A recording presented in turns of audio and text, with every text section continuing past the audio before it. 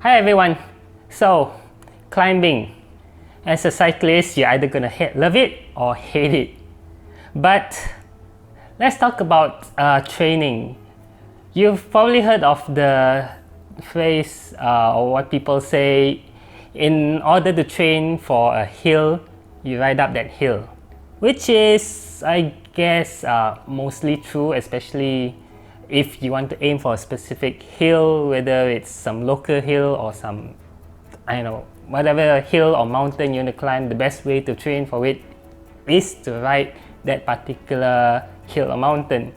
But let's say you can't for whatever reason. Maybe you got a busy schedule, so you can only do it once a week, but you want to train more, or maybe because of lockdowns or whatever.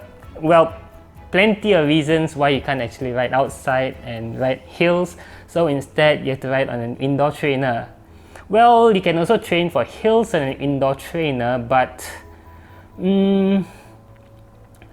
well, let's just look at the options first. For indoor training, usually there are popular apps like Zwift or Sufferfest,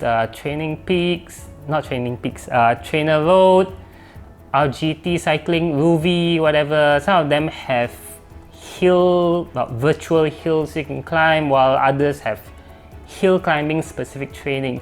But the main problem with these is if you're on a trainer, you're most probably on a flat level surface, so you're less training on hills and more like training to grind a heavy gear on a flat road, which isn't actually a bad thing because you still train your strength and endurance, and all that always helps for hill climbing.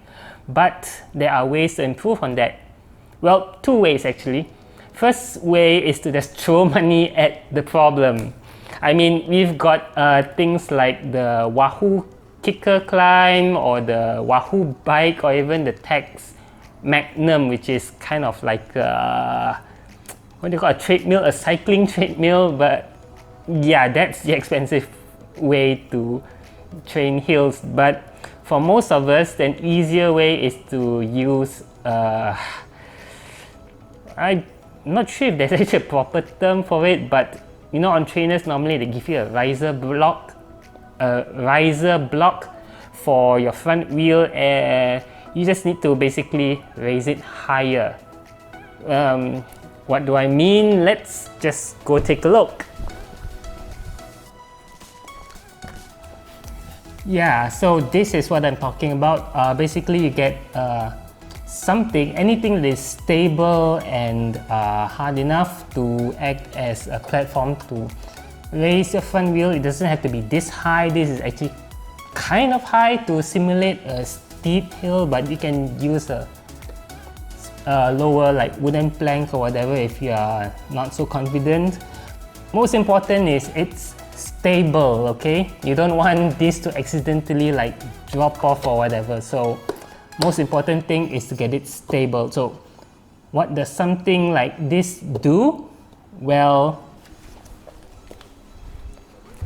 so the most obvious change is you notice that your saddle is now angled upwards. So this changes your sitting position and your feet by quite a bit. So basically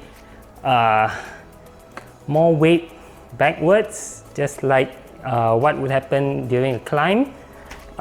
Because you and the saddle are tilted up, that also means the relationship between your center of gravity and the bottom bracket has also changed, and at the same time your handlebars have also gone up and closer to you.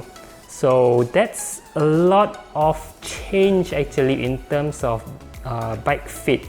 Now, if you have a long saddle, a very normal long saddle like this, you can probably elevate your position a little bit by moving a little bit forward or back.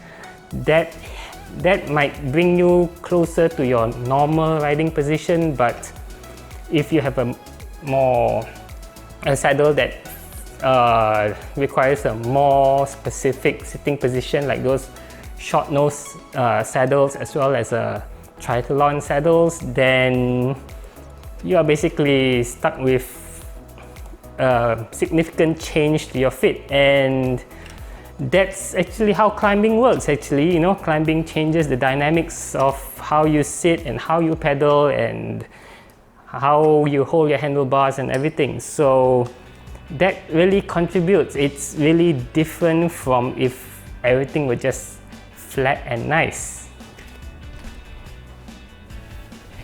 Yeah, so basically the takeaway from all that is when you ride on the trainer with the bike at a raised angle, basically you're training your body to adapt to a different posture, a different fit.